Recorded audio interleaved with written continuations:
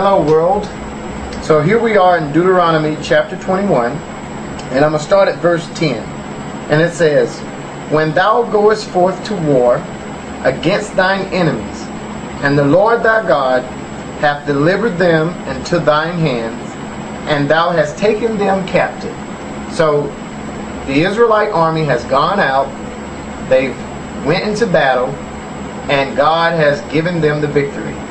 So now all the people that are there are now their captives. "And seest among the captives a beautiful woman, and hast a desire unto her, that thou wouldest have her to thy wife." And if you notice, the verse says that thou wouldest have her to thy wife.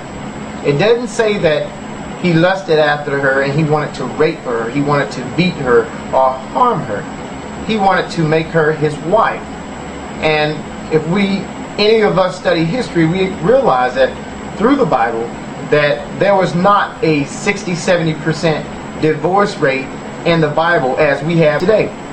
So verse 12, "Then thou shalt bring her home to thine house, and she shall shave her head and pare her nails." So in a sign of humility and submission to this man, this young lady will shave off her hair, and she would trim down her nails to show that I am submissive to you, I give my all to you, and I will be unto you a wife. And then 13 says, "And she shall put the raiment, or the clothing, of her captivity from off of her, and shall remain in thine house." That much tells us already that if you wanted to have someone as a sex slave or rape them, are you going to go through the preparations of bringing them home and preparing a place for them to live? "And shall remain in thine house, and bewail her father and her mother a full month." So she's given a full month just to mourn the death of her parents or any loved ones that may have been killed during the battle. "And she shall be thy wife. And after that thou shalt go in unto her, and be her husband, and she shall be thy wife." That alone tells us the emphasis that in the book of Deuteronomy, the Israelite culture, the emphasis that they placed on sexuality. Today, you have sex with someone, and what does it mean? In most cases, absolutely nothing. You don't make commitments to people just because you have sex. Sometimes people have sex and never see the person again. People get on the internet and meet people, and they meet and have sex. But here, in this time, in this area, when you had sexual intercourse between a man and a woman, that was a bond between that man and that woman and God. They became one. They were unified in a commitment between each other and God.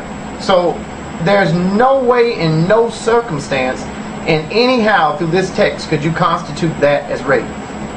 And then 14 says, "And it shall be, if thou have no delight in her, then thou shalt let her go whither she will. But thou shalt not sell her at all for money. Thou shalt not make merchandise of her, because thou hast humbled her." So that alone right there gives the woman her dignity, her rights. So that alone tells us that God was not only concerned with his people, that he went to the extent of developing women's rights for females that were caught up in these warring situations.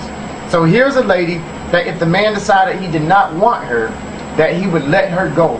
And the Bible tells us that he was not able to sell her for money, nor was he able to make her into merchandise. So she was given a place of respect and a lot of dignity in this situation, where the Bible clearly tells us, for example, turn your book to Exodus. Look at chapter 21. This chapter gives us the rule of servants. "If a Hebrew servant is purchased 6 years, shall he work. On the 7th he is set free." Why would God go so far as to make rules for servants? We also see that throughout the entire chapter we have lessons on how to treat people. "If you cause a woman to miscarry," in verse 22, "then it is up to the husband the level of punishment, not including death, and judges will determine the fine." here again is an instance where God is protecting the woman, protecting the child.